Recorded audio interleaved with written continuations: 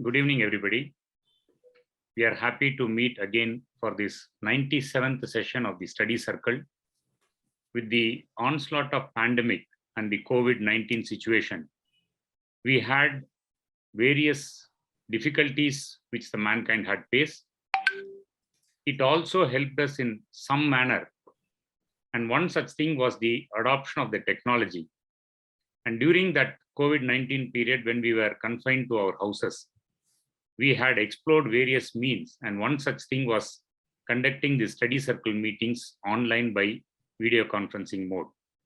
In the process, we had various sessions which was useful for our members.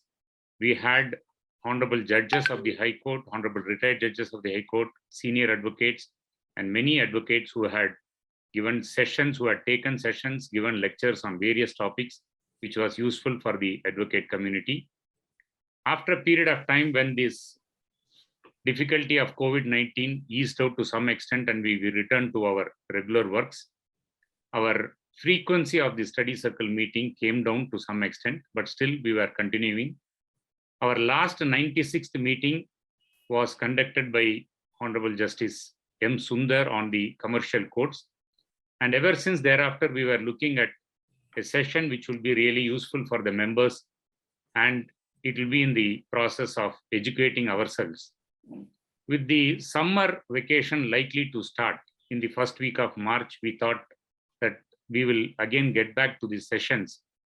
And in the process, our member, Mr. Siva Shanmugam, had contacted Honorable Mr. Justice M. Sathyanarayanan, and he had readily accepted to speak to our members on one of the very interesting topics. Today's session is going to be on law of precedents, and the session is going to be taken by Honorable Mr. Justice M. Sathyanarayanan. Persons who had appeared before him in the High Court, as well as whoever has been associated with Madras High Court and had occasion to know Honorable Justice Mr. M. Sathyanarayanan, would always vouch for the fact that we were introduced to this authority book only by the judge. You would have seen right on his table in the court that whenever a case is called out and a discussion erupts as to what is the principle of law, the honorable judge would first quote a principle of law and said that you can get the relevancy for this from a particular judgment. And whenever an advocate states a proposition, he would immediately come back and said, you are referring to this judgment, or was this proposition which you are referring from this judgment? So that was the authority, and he was a guiding force as far as persons, as far as advocates who have to equip themselves in knowing what is the precedent on a particular subject or on a principle of law. Today, we are very fortunate to have the Honorable Judge to speak amongst us, to enlighten these younger members of the bar, enlighten the advocates as to what the law of precedents is. There are many doubts which come up. And in fact, to be on the lighter side, we can even say that today, even a case which is decided purely on facts is being quoted as if it is a precedent to be followed. So to that extent, there is somewhere where we find a dilution of the law of precedents. Still, we have very many judgments of the Honorable Supreme Court and High Courts, which emphasizes as to what can be treated as law of precedent and what can be looked into as a precedent to be quoted before the court. As I said, we all have the experience of having seen on our Honorable Judge as an authority in this particular area of having precedents and quoting the precedents, and also on the point that he would be always updated. When we had met him for this session, inviting him to participate and enlighten our members, we had a very informal discussion, and we were in fact given to know how he had maintained his books, namely the authority note, which was very famous. It has been over the years which he had updated, and in fact, I had taken out one or two photographs of that book, so that I thought I will share with our members as to how the Honorable Judge had used this as a tool. You can now see in the screen, these are the notes which the Honorable Judge had maintained for himself on different topics. You can see the manner in which it had been noted down referring to the case law, referring to the judge's name, as well as on what topic. So therefore, we would be really privileged to have the Honorable Judge amongst us, who is going to share his experience, who is going to enlighten us on all the aspects on law of precedents. You don't require a big introduction, which I have to give for Honorable Judge. We all know him very well. And if I have to say some introduction, it will be out of context. It may be not appropriate. Therefore, I leave it at that. We welcome on behalf of all the members, Honorable Mr. Justice M. Sathyanarayanan. I also welcome all the members who have joined this session after a long time. We look forward to have more sessions, at least once in 2 months, so that we continue with this exercise of enlightening ourselves, exercise of empowering ourselves. With these few words, I now invite Honorable Mr. Justice M. Sathyanarayanan to deliver his session. Mr. E. Om Prakash, Learned Senior Advocate. Mr. Shivashanmugam, Learned Advocate. And Junior Associates of Mr. Om Prakash, who are before me. And the esteemed and competent counsel, Mr. V. Chandrasekhar, who is also present before me. Because he want to hear this speech, as rightly put it by Mr. Om Prakash, it is not a lecture, it is only a speech. He said that I am an authority. In my humble opinion, nobody claimed to be an authority in law, including the subject they handle, because law is always a developing concept. We learn every day by of interaction or enlightening arguments put forth by the learned counsel appearing for the parties before the court, but for their help, a quality or a reportable judgment would not come into being. And I was fortunate enough to get the good assistance of all lawyers who appeared before me.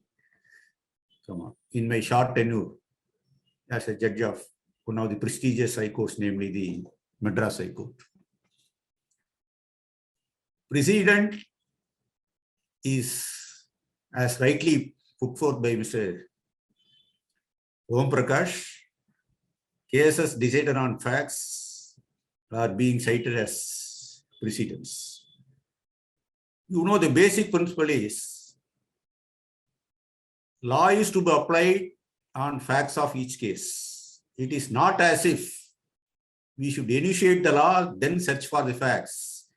It is like searching for a body to fit into the shirt or jacket, because law is always based on facts. The facts make a hell of a lot of difference while adjudicating the issue. In that context, the law of precedent assumes great importance. I have prepared a short notes, of course, written notes for myself, because I also got myself updated. Come on. The precedents in Tamil means, because I can say it is more understandable, Murkod, Mun Tirpurai, Mun Udaranam, Mun Tirpu Murai. This is a plain Tamil meaning of the word precedent. And ratio decidendi plays a greater role while citing a case, a decision as a precedent to decide a particular case. In fact, ratio decidendi may be different. Ratio decidendi is a fundamental basic concept. Come on. While declaring a particular decision as a precedent, ratio decidendi may be defined as a statement of law applied to the legal problems raised by the facts found. This is what Mr. Om Prakash has laid a very great emphasis. Raised by the facts found upon which the decision is based.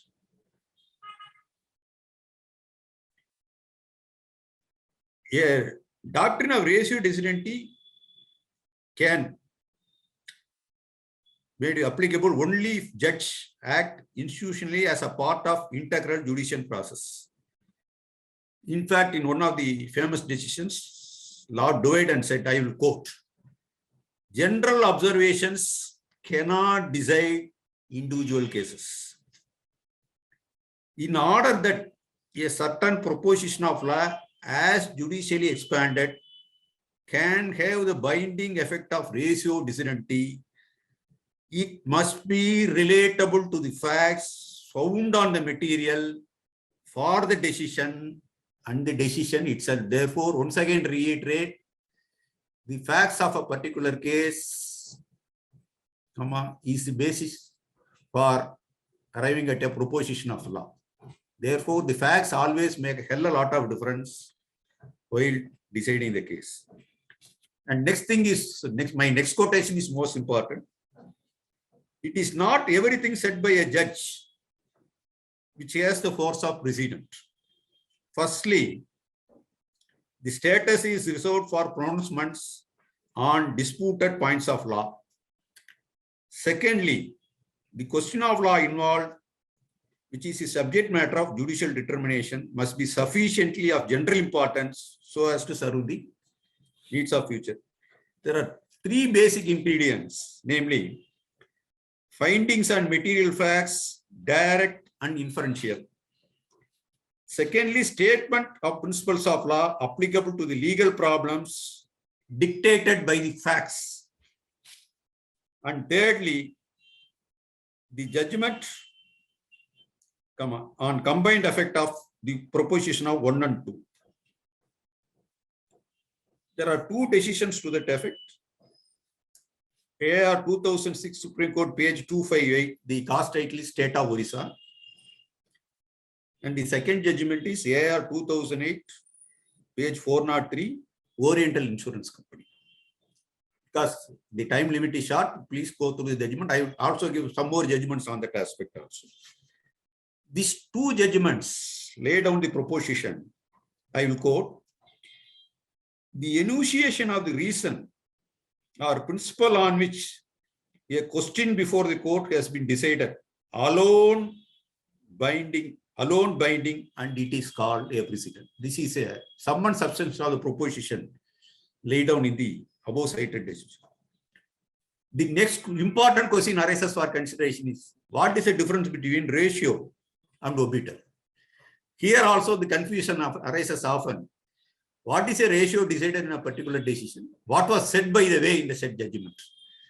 Because as pointed out by Mr. Om Prakash, whatever say in the judgment cannot be taken as a ratio decidendi. What was the law pronounced on the basis of the appreciation of the facts, which form basis of the decision-making process alone is a ratio. Stare decisions. I will say, if the court thinks that an issue does not arise, then any observation made with regard to such an issue would be purely obiter dictum, that is said by the way.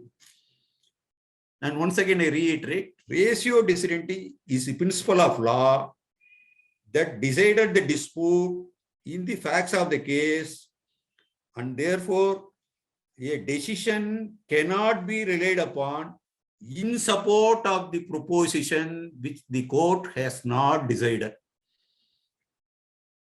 The decision is, this proposition has been laid down in 2005, volume 7 SEC, page 234. I'll give you the cause title. Shin Etsu Chemical Company Limited versus Akash Optifiber Limited and another. This case was decided on 12/8/2005. The best judgment available on that aspect is a decision rendered by a larger bench of the Hon'ble Supreme Court of India, consisting of 5 honorable judges, reported in 2005, volume 2 SEC, page 673. Central Board of Davidi Bora Community and another versus State of Maharashtra and another. And in paragraph number 12, 5 and 12, the proposition has been succinctly laid down. I will read down for your benefit.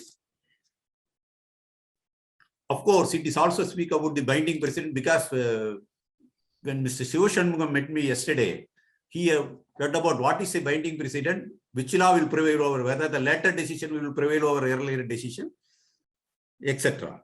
This judgment laid down this proposition. The law laid down by the Supreme Court, I am quoting this, in a decision delivered by a bench of larger strength, is binding on any subsequent bench of less or co-equal strength.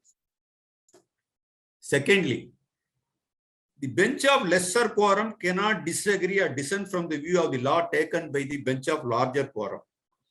In case of doubt, all that bench of lesser quorum can do is to invite the attention of the Chief Justice and request for the matter being placed for hearing before a bench of larger quorum than the bench whose decision has come up for consideration. It will be open only for a bench of co-equal strength to express an opinion, doubting the correctness of the view taken by the earlier bench of co-equal strength, whereupon the matter may be placed for hearing before a bench consisting of quorum of larger than one which pronounced the decision, laying down the correctness of the decision which is being doubted. The above said two rules are subject to two exceptions, namely A, the above said rules do not bind the discretion of the Chief Justice in whom rests the power of framing the roster, who can direct any particular manner to be placed before the hearing before a particular bench of any strength. And secondly, in spite of rules laid down above, if the matter already come up for hearing before a bench of larger quorum, the bench itself feels that the view of the law taken by the bench of lesser quorum, which is in doubt, needs correction or reconsideration, then by way of exception and not as a rule, and for reasons being given by it, may proceed to hear the case and examine the correctness of the previous decision in question, dispensing with the need of a specific reference or order of the Chief Justice. Therefore, as a prudent practice, whenever honorable judges referring the matter to the Honorable Chief Justice expressing the doubtness of the earlier decision, they can only request the Honorable Chief Justice to constitute a larger quorum or a larger bench. They need not indicate whether it should be by 3 judges or 5 judges. Normally, that should be the rule. But the decision also lays down because it is a binding precedent given by the Honorable Supreme Court of India by a larger bench. Therefore, the law declared by Honorable Supreme Court is bound to be followed by all high courts. Then next comes the incidental question also arises as to per incuriam. This was also raised by Mr. Shivashanmugam yesterday. I have done a little bit of homework in per incuriam because the decision or any finding made by the honorable judges with regard to per incuriam also causes an embarrassment to the judge who delivered the earlier verdict. It is a Latin term. Incuria means carelessness. The principle was developed in relaxation of the rules of stare decisis. The quotable law is avoided. What is meant by per incuriam is the quotable law is avoided and ignored if it is rendered in ignoration of statute or other binding authority. This proposition, because there was an earlier English decision, Young versus Bristol Aeroplane, reported in 1944 to All England Reporter, page 293, which is equivalent to AR 1944, King's Bench, page 718. This principle was approved by the Honorable Supreme Court of India. In the decision, reported in 2006, value 5 SEC, page 752, in Mayavaram Subramaniam Sivanyan. The cast title is Mayavaram Subramaniam Sivanyan. A decision rendered is per incuriam, where the court has acted in ignorance of an earlier decision or provision of a statute which is contradictory. That one more decision I am also quoting is 1975 2 SEC volume 232, Mahabir Prasad.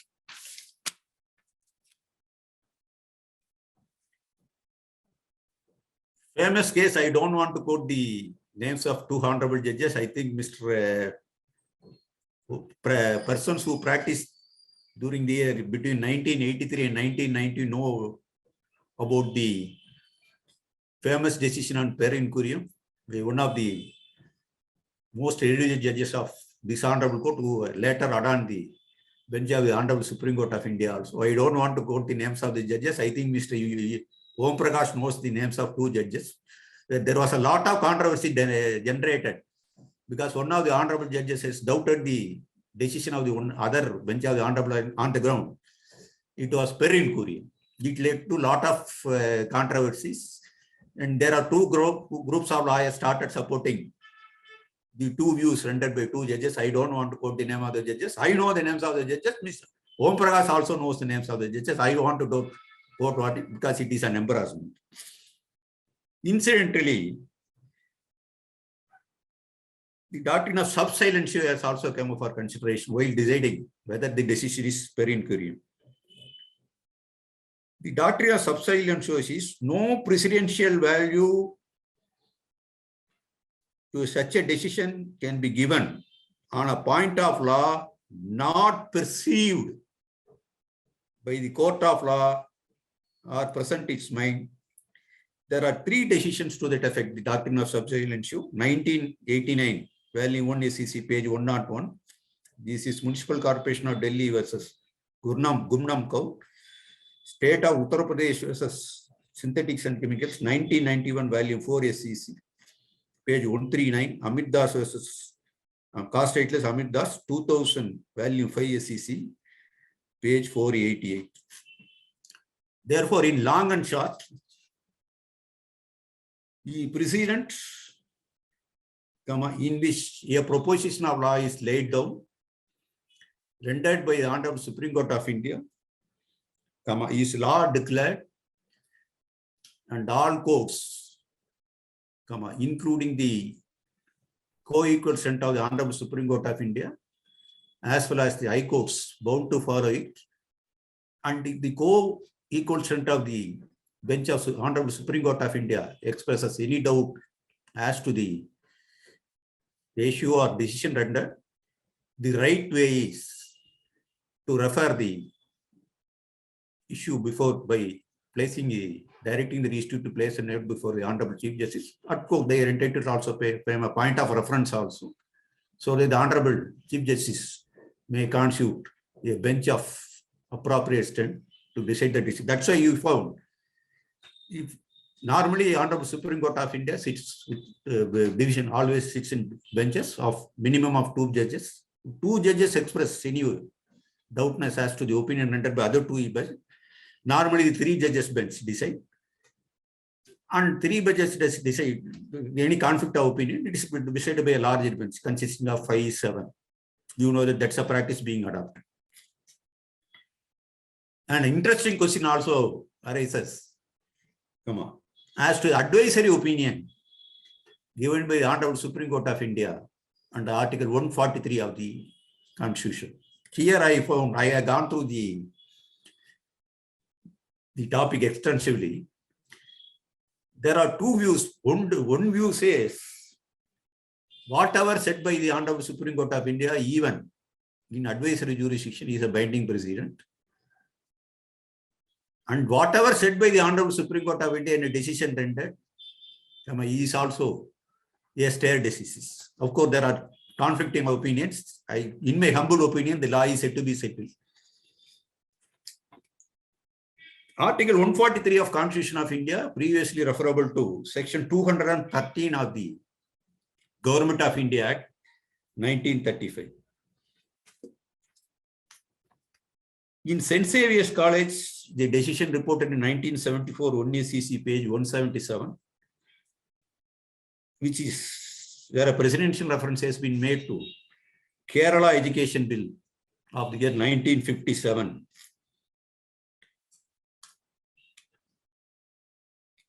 The Honorable Mr. Justice Y.V. Chandrachud in 1979 1 ECC page 582, that is Special Courts Bill, where a reference has been made. Come observe as follows, I will quote. We are unmindful of the view expressed by an eminent writer that although advisory opinion given by the Honorable Supreme Court has high probative authority, it is not a law declared within the meaning of Article 141 of the Constitution of India. Of course, subsequently a view has been taken. A concrete case coming before the Supreme Court by way of an appeal under Article 133 or specially petition under Article 136 and a petition under Article 32 of the Constitution. The law declared by the Honorable Supreme Court of India under Article 141 is binding on all courts. And with regard to the opinion given by the Honorable Supreme Court of India in a reference by the Honorable President of India under Article 143, now it is a view, present view is reference wherein questions of law elaborately considered and determined after affording full hearing on merits, of course, after notices to all parties, shall be followed as a binding precedent. Therefore, the earlier observation is it may not be a binding precedent. Suppose where this procedure has been followed, even a presidential reference is a law declared by the Honorable Supreme Court of India. Of course, Supreme Court also says it has also got the power to review the earlier decisions. Therefore, any mistake is pointed out, it can be subjected to correction by review jurisdiction, or if the later bench decides the express any doubtness as to the proposition or lie down, it always refers the matter for consideration before a larger bench by making a point of reference before the Honorable Chief Justice of the Supreme Court of India, or even in High Court, where a single judge doubts the correctness of the decision rendered by the another single judge, he can make a reference. He or she can make a reference before the Honorable Chief Justice, or if a division bench expresses any opinion, it can make a difference. Of course, still the honorable judges say, suppose a subsequent doubts the correctness of the decision rendered by the earlier bench of co-equal strength, wherein the learned judge or learned judges constituting division bench found that an authoritative pronouncement of the Honorable Supreme Court of India having been brought to the knowledge of the earlier bench, still they can follow cite the reasons, follow the larger bench judgment, still they can deliver the verdict. That is a way to avoid the unpleasantness of this per inquiry. If you say per inquirium, sometimes it always happens. That's why it led to war of words in that famous decision. Therefore, ultimately, law is based on facts. The facts makes a hell of a lot of difference. And sharing my experience as a lawyer, whenever I used to argue a criminal appeal before a division bench of one of the eminent judges of this Honorable Court, namely Honorable Mr. Justice N. Dinakar, he will say, please argue on facts, the law will take care of itself. Because before the learned judge will not allow us to quote any citation, because he will say the law will take care of itself if the facts are projected correctly. Therefore, the statement on facts always makes a hell of a lot of difference while deciding the issue of law. Therefore, in fact, normally I am not in the habit of giving advice. My suggestion to lawyers, especially the budding lawyer, is be thorough on facts, project the law correctly before the court will take care of itself. as to the proposition of law. Therefore, this is a long and short of my interaction. Any doubt or questions you may put forth. I will share my experience, a little bit of experience while I was, since my experience as a judge of the High Court of Madras. Thank you, sir. Any pleasant experiences which you can share with the members on quoting these precedents, or how the court has taken it up, either as a lawyer when you have appeared or as a judge when you have rendered judgment, sir? No, that is why you know my practice. Most of the judgment I used to deliver it in open court. Whenever I reserve orders, because since I am no longer a judge, therefore I can share the secret with you.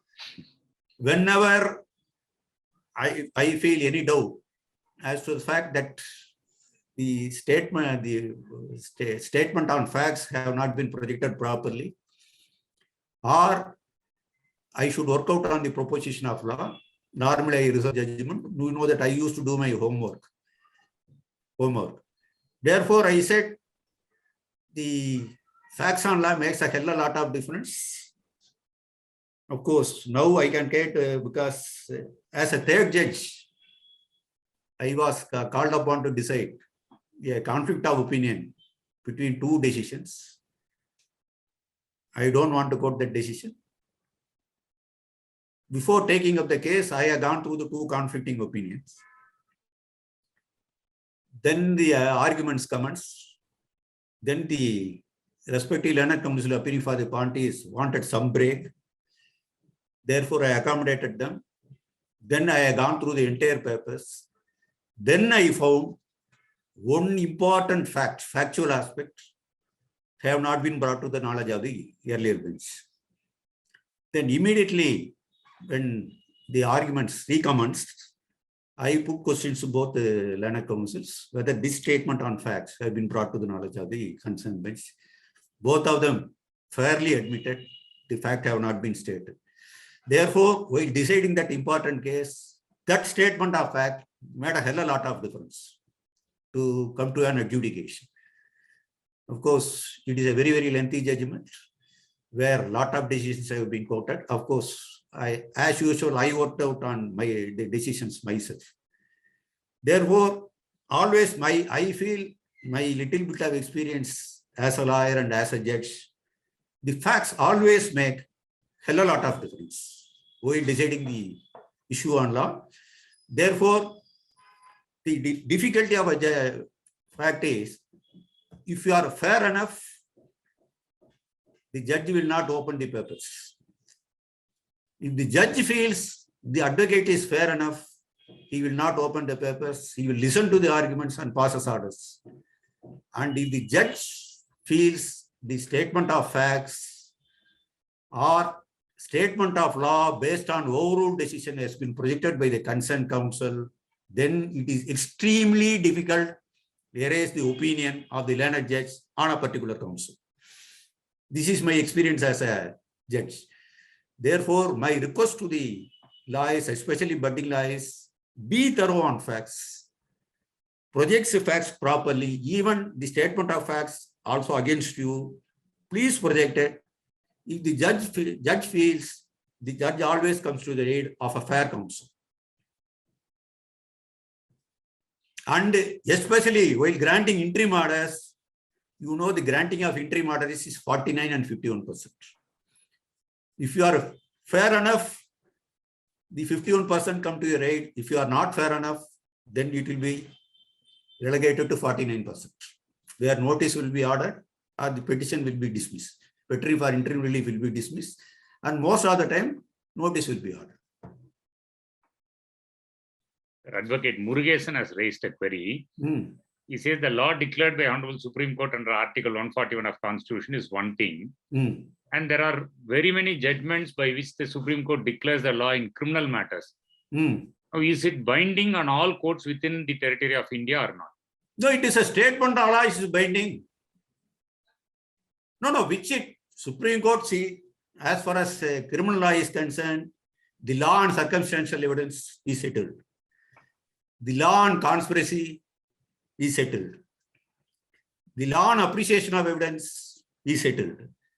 See, the settlement of criminal law, in my humble opinion, has been settled in the decisions rendered between 1960s and 80s. Whatever the subsequent decisions is only reiteration of the earlier decisions.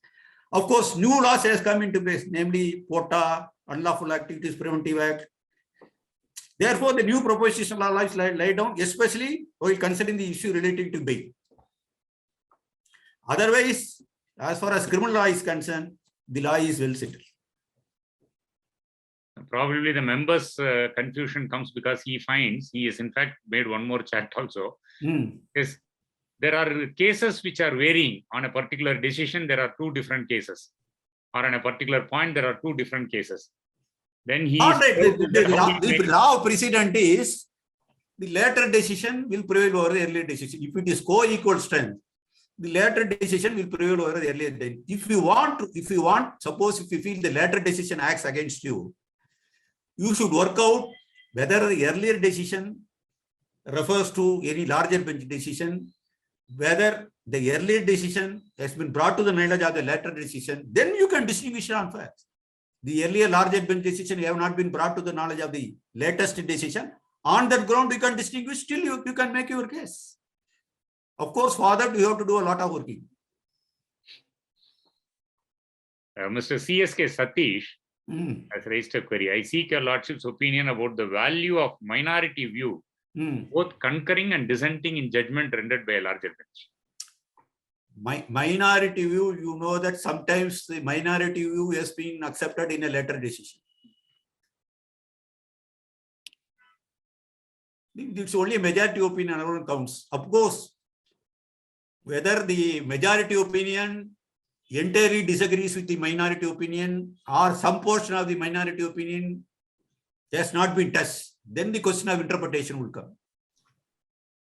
It is not as if all minority opinion can be set at naught, because minority, what is a law declared by majority opinion, that is always binding.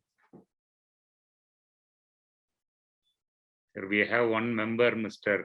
Hari Prashant, who has raised his hand. I'll just unmute him. Am I audible, Madam? Yes, you are audible, sir. You are having Red Bull. That was a photograph. Taken long. You want to get yourself energized.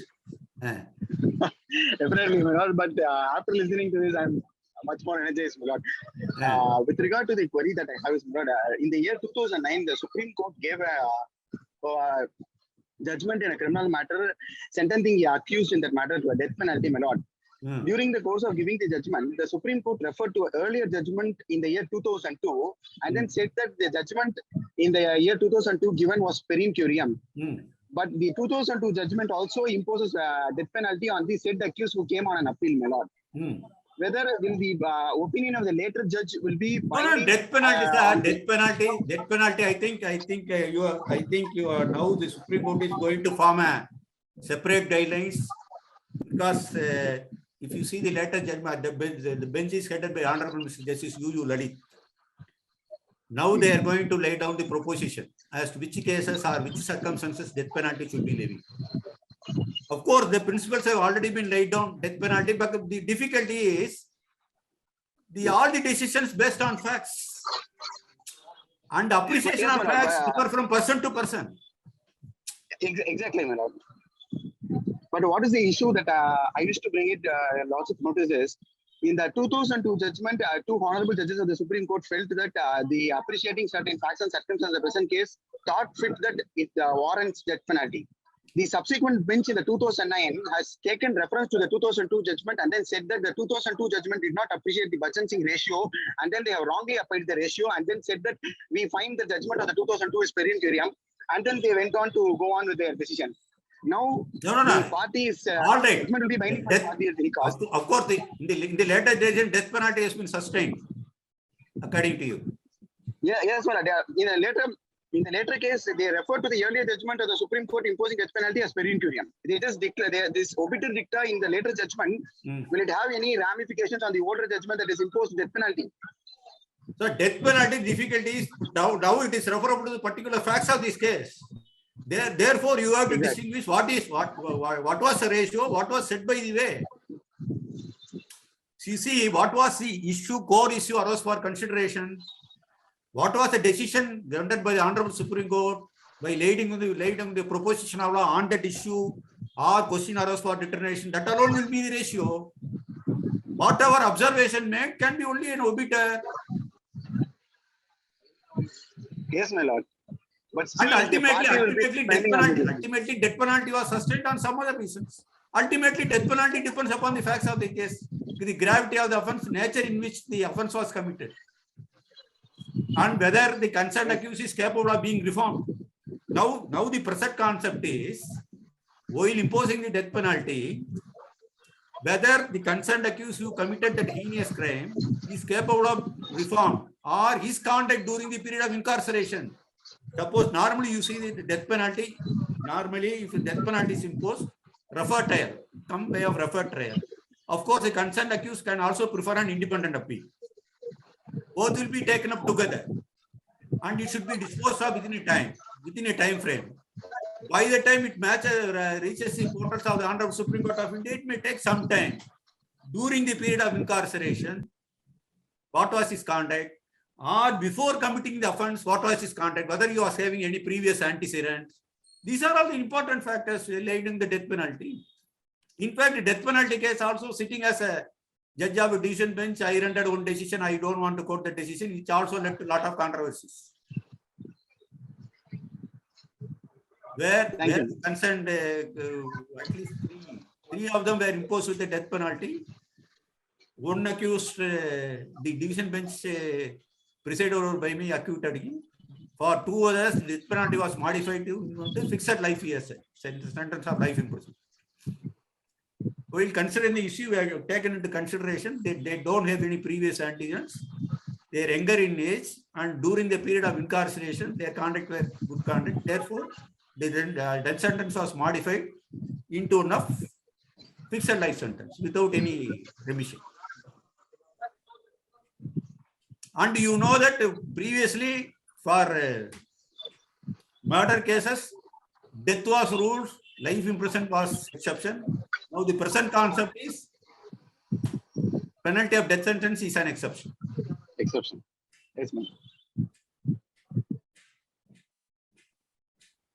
We normally get confronted that why can't you look into the first principles of law?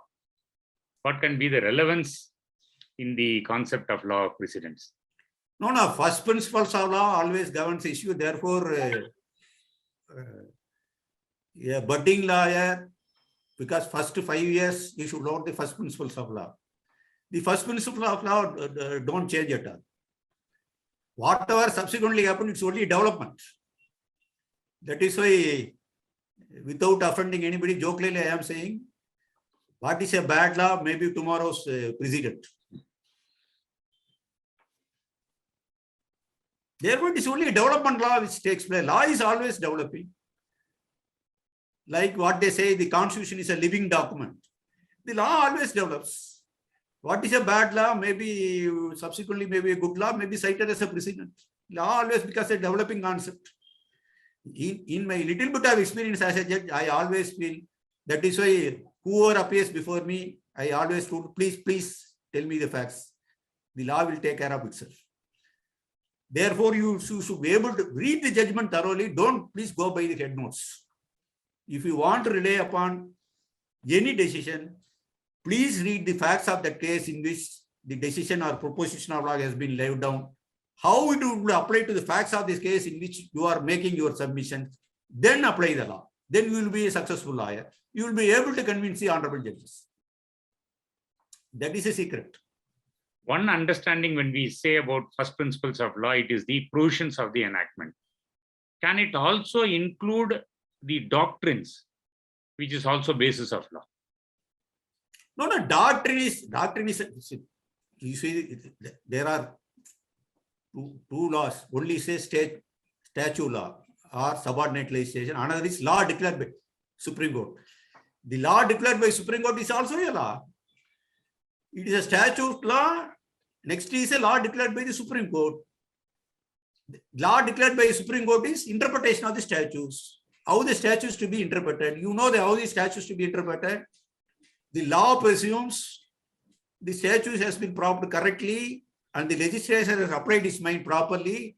Therefore, while testing the virus of any statutes, the underlying principle is normally to uphold the statutes because it is made, the legislature has properly applied its mind and framed the legislature.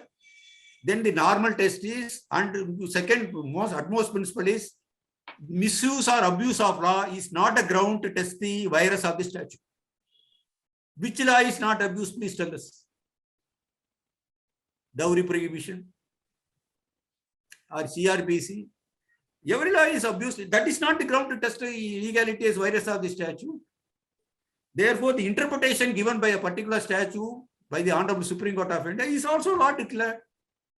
The first principle remains the same. Whatever subsequent development came based on the edifice of the first principles. 1 plus 1 always equal to 2. 1 plus 1 cannot be equal to 4. Unless the mathematics develops in such a way. Mr. V. Vasant Kumar has raised a query. Vasant Kumar can't. Please let me know your view as whether law of precedents hinders independent thought process of concerned judge. Yes, sometimes, unfortunately, we have not adopted the French law. Mr. Vasant Kumar, where is Mr. Vasant Kumar? He himself is I feel, one of the experts in constitution. Yes, it definitely hinders. It definitely hinders, but if you are clever enough, still you can circumvent. That is why you need a lot of working to do. Suppose if any larger decision takes opposite view which has not been brought to the knowledge of the latter bench, based on the larger bench decision, still you can get over the earlier decision. And you could also see that concept of law has been further developed. Either in your favor or it has deviated from the original view. That is why, Mr. Vasant Kumar, the judicial decision-making process is most difficult one because you lawyers project only one side of the case. The judges have to balance law and equity. If you base your decision purely on law, it also leads to injustice. If you base your decision purely on law, it is also leads to injustice. Therefore, the ideal combination is to balance law and equity in correct proposition. That is where the most difficult job of a judge comes into play. Sometimes, especially in a criminal cases, where your conscience says that accused has committed offense, still you cannot punish him. Because a decision-making process purely cannot go on the basis of equity. Therefore, the most difficult aspect of a judge is balance law and equity. Mr. A. Ilangovan wanted to raise an issue here. Unmuting. Ilangovan is junior colleague of Mr. Chandrasekhar. That's my question has been already answered by your lordship just now. Plus, I will also go with it. As though President is seen as to bring consistency and uniformity in judicial decisions. Plus, as your lordship rightly said, like any other organs, it is also developing day by day. Whether the President makes it to see it in another angle, or it prevents it from taking another view in the subject matter. Whether it can be seen as. No, sir. Sir, that is why I said today's bad law may be tomorrow's good law. As a law develops, it is why no law remains bad law forever.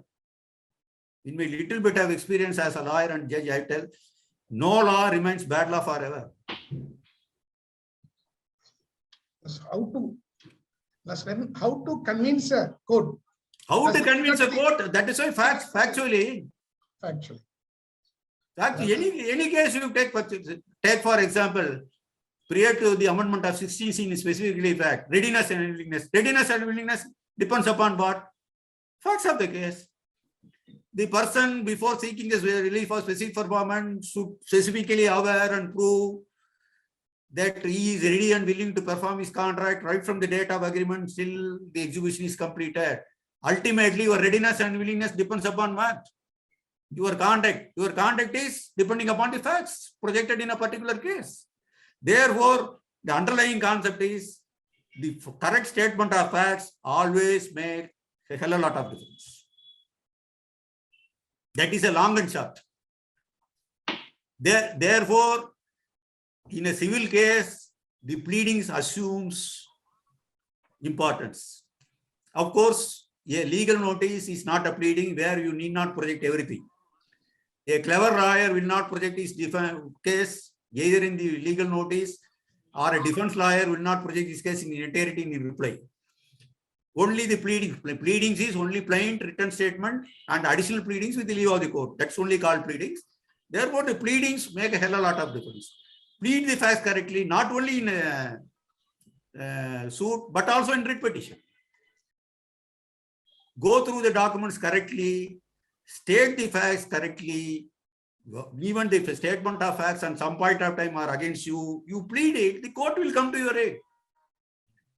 And the foundation or basis of the decision-making process is purely based on facts. Of course, the precedent will come to your aid. Of course, until Article 141, the law declared by the Supreme Court is binding on the parties. Sometimes it may hinder your decision-making process, but to get over that, you have to work out on this proposition. Any larger bench has considered whether it has a persuasive value. That is the way you should develop. Mr. V. Vasant Kumar wanted to be unmuted. We have unmuted. Yes, Mr. Vasant Kumar. Sir, I would like to say two aspects. Number one, insofar as NCLT is concerned, No, voice is echoing, Mr. Vasant Kumar. That was upheld by the Supreme Court in all the. Yes, Mr. Vasant Kumar. That was upheld by the Supreme. That was upheld. The judgment of the Madras Court has rendered a judgment interpreting national law, company law tribunal. That was upheld by the Supreme Court in Roger Matthew. But still, even there is a notification for recruitment of CAT judicial member. The government of India is saying that. No, that is Mr. Vasant Kumar. Mr. Vasant Kumar, that matter is still sub judice. I cannot comment upon. Because I think day before yesterday, Honorable CJ of India made an observation. I think the matter may be go before the bench led by Honorable Mr. Justice L. Nageshwara. You are referring to the 2021 Tribunal Service Rules. Yes. What was struck down has been. Yes. What was struck down again reiterated. Of course, to have a purely legal discussion, despite the matter being sub judice, if you want to negate the law declared by the Supreme Court, you should make a retrospective amendment. That is what being done regularly in Income Tax Act. Yes. If you see Income Tax Act, all amendments will go back to 1962. Of course, in fact, even ULPA, with regard to the twin conditions for grant of bail. Firstly, public prosecutor should be heard. That is there in NDPS Act also. Secondly, the court before granting bail should form an opinion. The accused is not guilty of the offences for which he is being charged or he is being prosecuted. And in the event of being enlarged on bail, he is not likely to commence that kind of offences in future. It is the most difficult thing. That provision of law, as far as act is struck down by the bench headed by Honorable Mr. Justice Nariman. Again, the same provision is coming to begin. Again came for consideration before a decision bench of Bombay High Court, which said, as long as the amended statute remains on paper, we can't apply that judgment.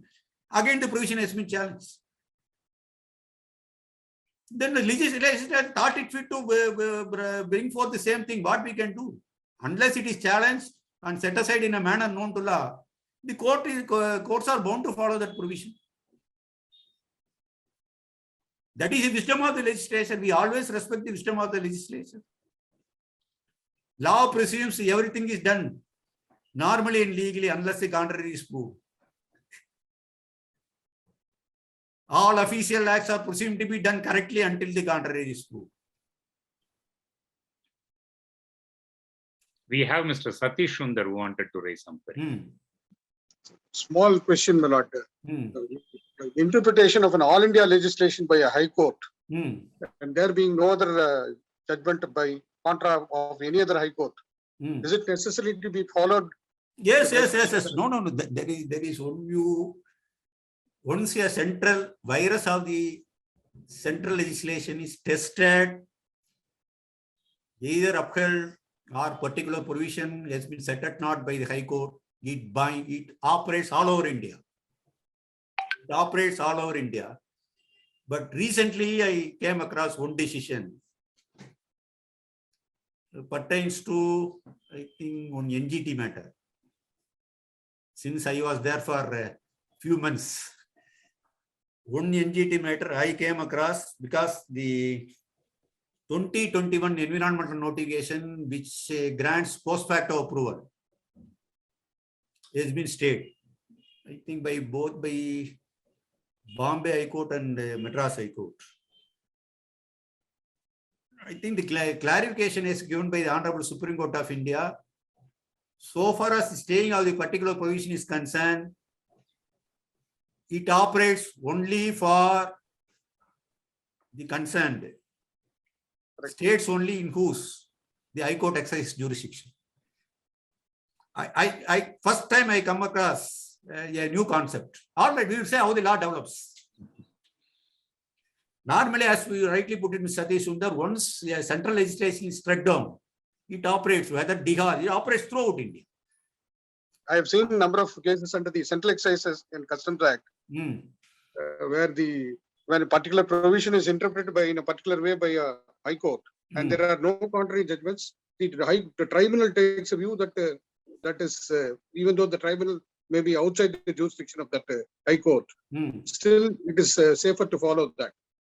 But there are also other views. No, tribunal is bound by the decision of the Supreme Court, higher forum, especially the High Court and Supreme Court. And what about the orders of tribunals? Can the High Court take a cue from that or follow that?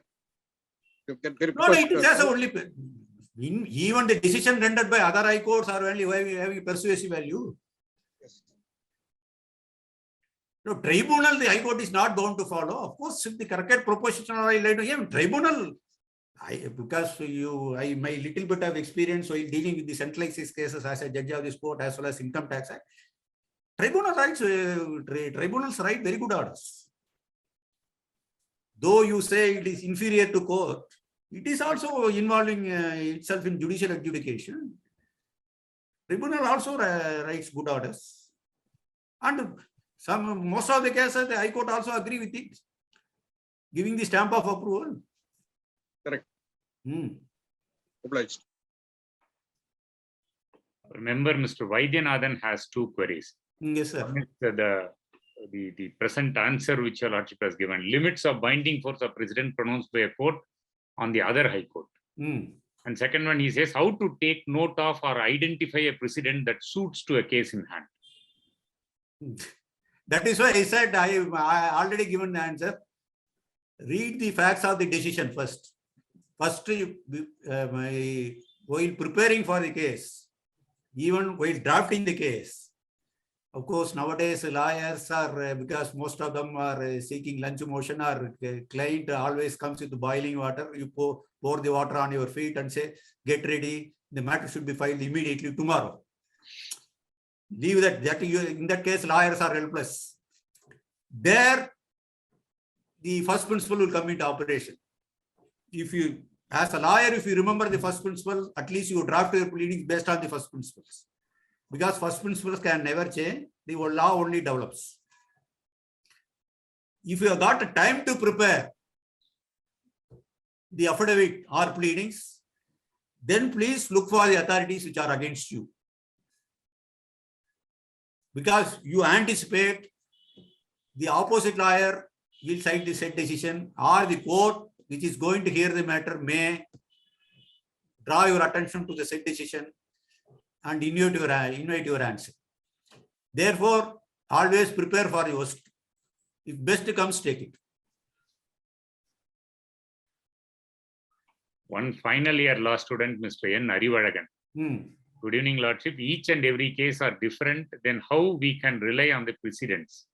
That is, you should deduce the law, declaration of law. That is why, if you take the second appeal, substantial questions of law arise for consideration. So what was a decision rendered on substantial questions of law is a binding precedent. If you take any matter, appeal, if you take any appeal, the point for determination or questions for determination, what was a decision? Therefore, the law declared and the issue arise for consideration is a law declared. Therefore, it is difficult nowadays. It is difficult to distinguish between what is a stare decisis, what was said by the way. There your experience will come. Your experience as a lawyer will play a greater role. Mr. Murugesan again wants to have a query. He is asking, how do we set out ourselves, how to read and understand citations and differentiate on facts, contention, law, precedent, principles? I think I belong to old school. I do not know about Mr. Om Prakash or Mr. Sivashanmugam. When I started practice, our Bible was this 15 years quinquennial digest. It comes in deep brown and gray colors. 2 quinquennial digests used to come.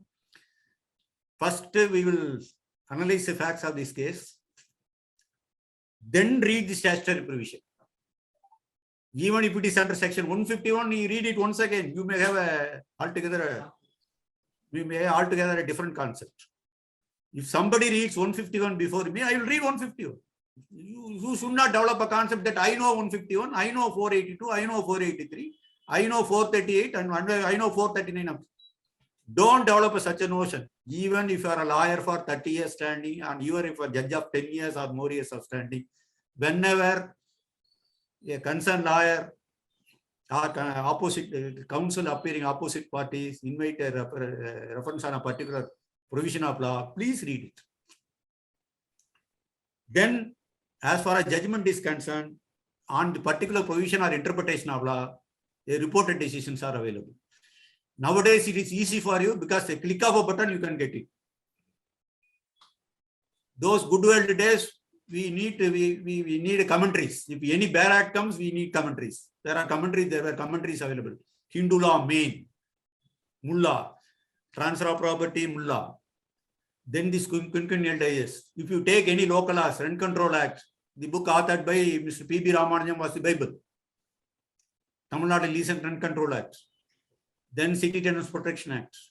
Then Debt Relief was. Now Mr. Ravi Subramaniam had authored a lot of books on our local laws. Therefore, deduce the facts. Then how we say how it applies to a particular provision of law, how it adheres to a particular provision of law, how it violates a particular provision of law. Then you look for decisions, then draft your pleading, then prepare for yourself. Rather, prepare for the worst. Go to the court with an impression that the opposite lawyer is going to corner you by citing a decision which are against you, or the court is going to ask a question. Rather unpalatable questions which you put into some kind of difficulty, then answer. Then you will be successful. I don't find any more chat box comments on it. There are a lot of compliments and thanks for your lordship for the wonderful session.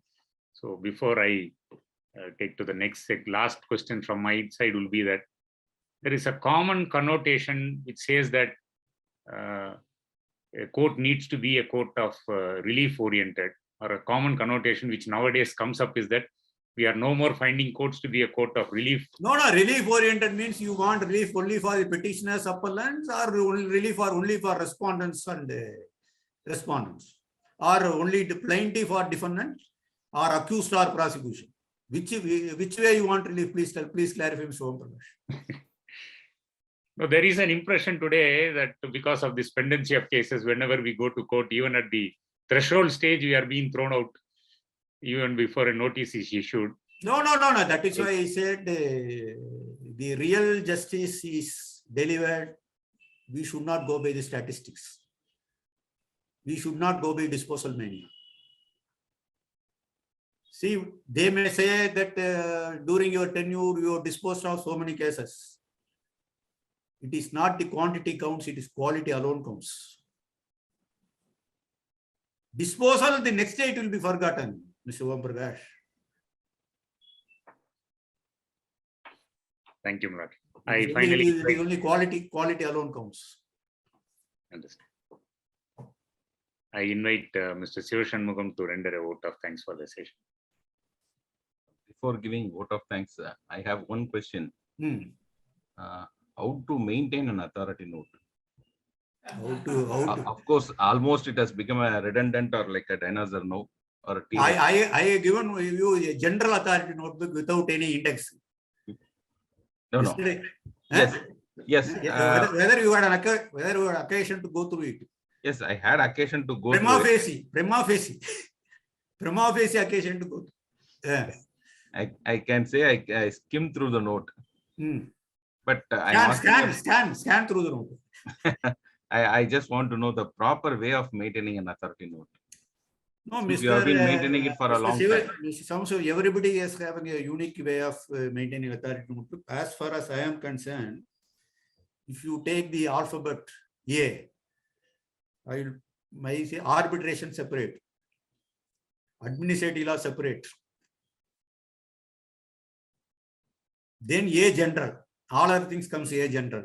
So everything, suppose B, banking law separate, IBC separate, then B general, C, CRPC separate, CPC separate, then C general, D, departmental inquiry, then D general, E, Evidence Act, environment, then E general.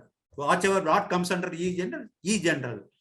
F normally very limited. Normally it comes only fraud, etc. F there will be very limited column. I, interpretation of stage is separate column. Then intellectual property.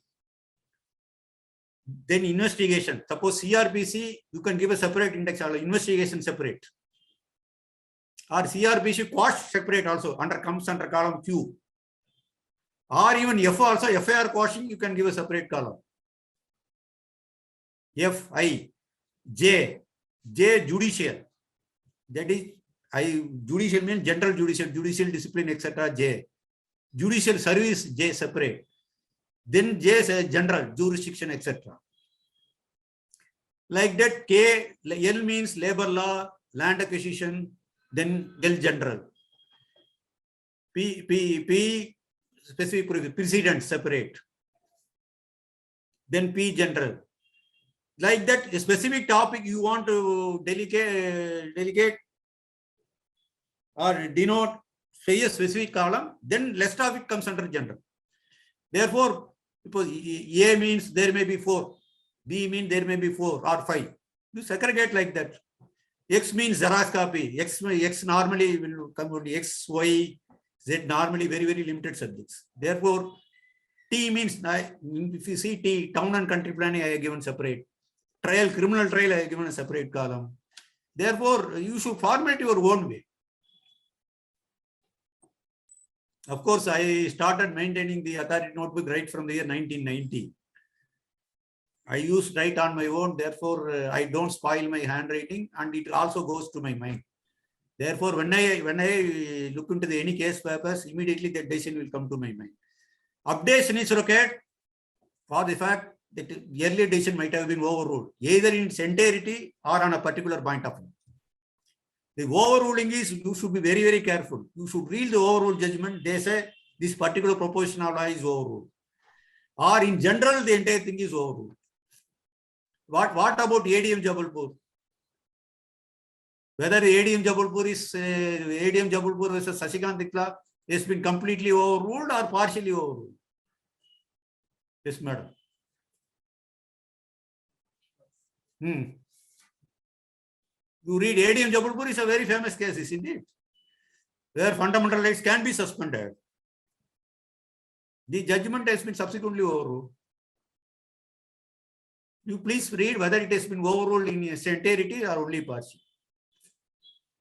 The subsequent thing is a basic structure of the constitution cannot be amended or altered. Therefore, fundamental right article 12. Only thing is it is always subject to reasonable restrictions. Of course, the directive principles of state policy, it has now the basic education has become a fundamental right.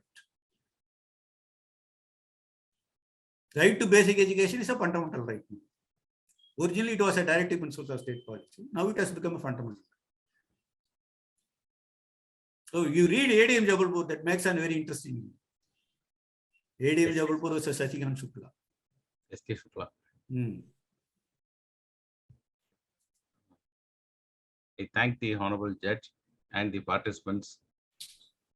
And I especially thank Honorable Judge. Something Mr. Murugesan want to put some question during emergency. No. What he says is the S.K. Shukla, ADM Jabalpur was partially overruled. And in the chat, he has said that it is partial and it cannot be, Article 21 cannot be suspended during emergency. Okay. I thank the Honorable Judge for taking us through the law of precedent, stare decisis, and the other laws connected therewith, with the giving citations also. And I thank you, sir. And I also invite your Lordship for giving another lecture on your return to India. Yes, sir. Mr. Vasantakumar, who is an expert in constitution, say H.R. Khanna view is what Mr. Vasantakumar says about ADM Jabalpur. Yes, is ADM Jabalpur.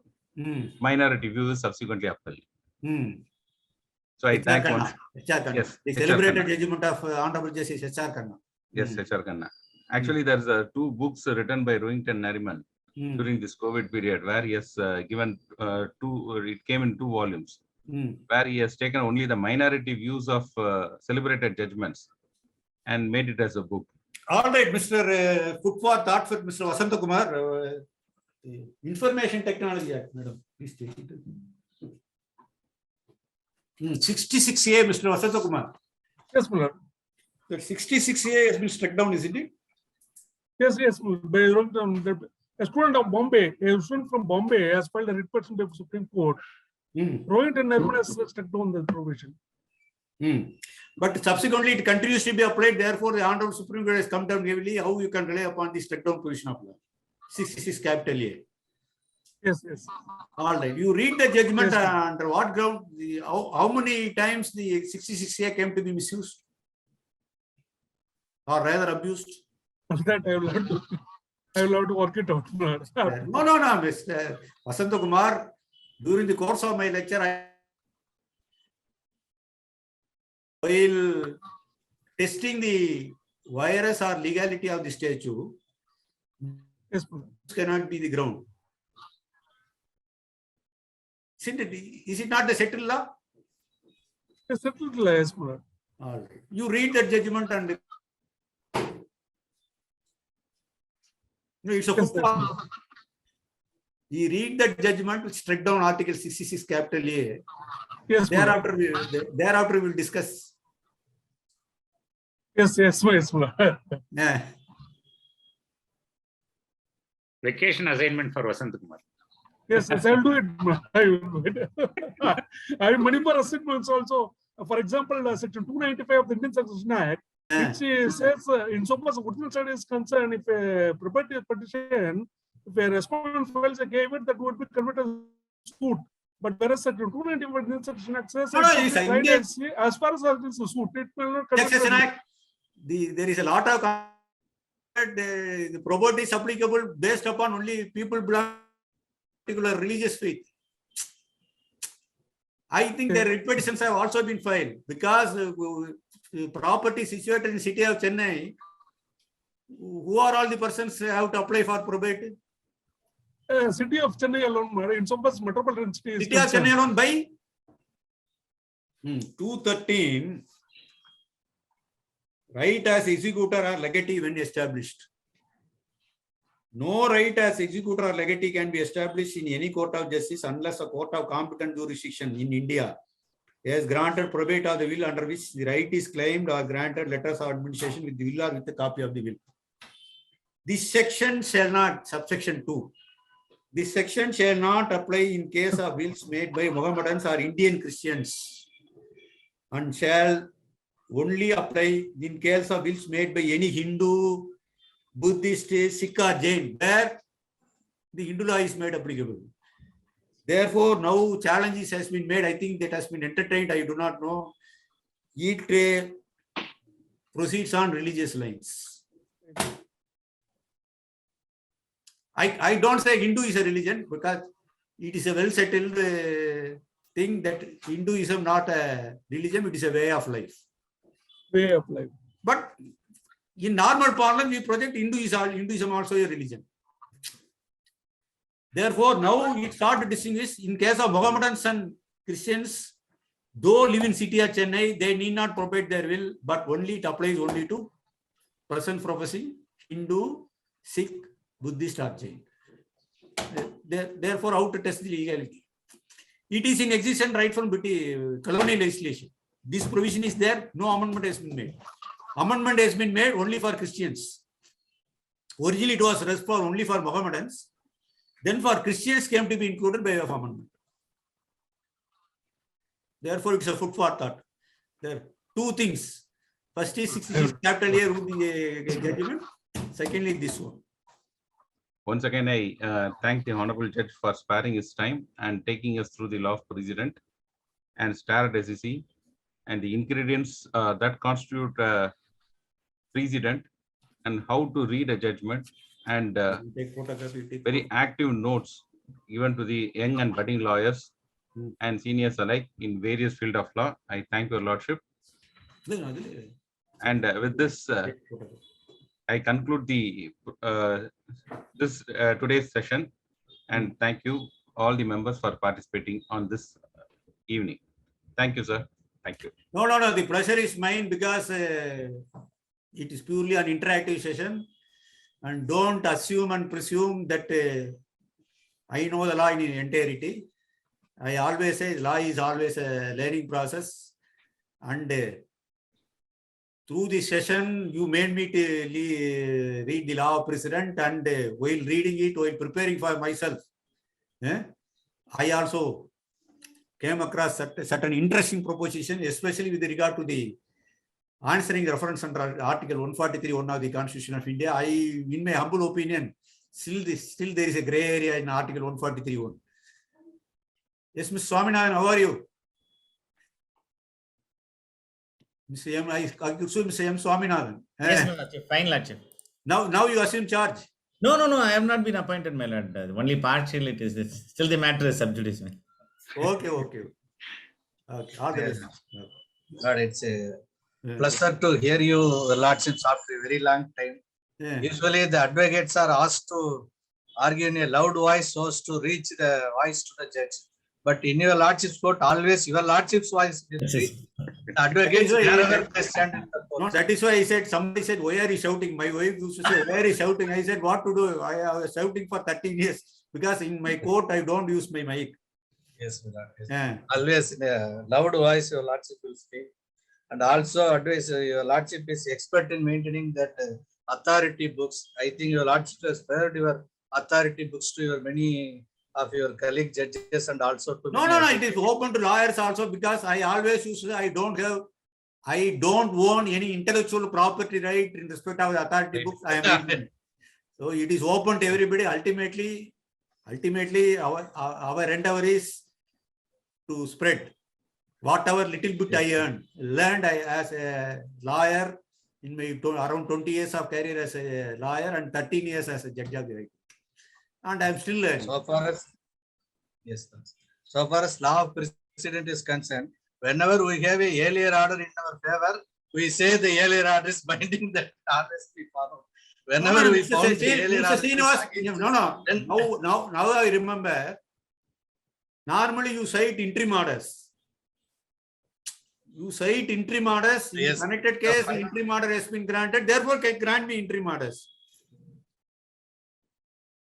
Because I had an occasion to argue before one of the eminent judges of our Madras High Court, Hon'ble Justice K.S. Bhaktavachanam. I said in connected matter, your lordship has granted interim order. This is a similar matter. I pray for interim orders. He said, Mr. Counsel, now I have become wiser. Therefore, I am not inclined to grant interim orders. So, whether interim order is a binding precedent? yes, sir. Whether interim order is a binding precedent? Interim order is not a binding precedent. Suppose it has a precedent. Suppose interim orders are granted by recording reasons. Normally, we will grant interim orders if a connected matter order is given. And in my opinion, it is not a binding precedent. The judge may dismiss a petition for interim prayer with reasons, or he may order notice.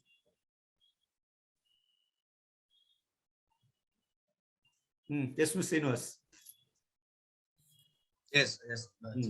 Your lordships always say we have to follow the facts only, lordship, and your lordship judgment also solely rely upon facts only. Am I audible? No, yes, Mr. Srinivas, marshal the facts. Yes, sir. The famous dictum is marshal the facts thoroughly. The law will take care of itself. Law will follow. And the application of law depends upon facts and circumstances of each case. That is a long and short. Thank you, lordship. Thank you very much. The pleasure is always mine. I thank Mr. Om Prakash, Mr. Shiva Shanmugam, and their group of young lawyers for giving me this greater opportunity to have an interaction with you. And after a long time, I am meeting most of you through virtual mode. I am having my office in Catholic Center. Everybody is always welcome. And I am willing to share this authority notebook also. Everybody can take it and take a photocopy of this. Thank you. Thank you once again. Thank you. Thank you. Thanks a lot. Thank you. Thank you.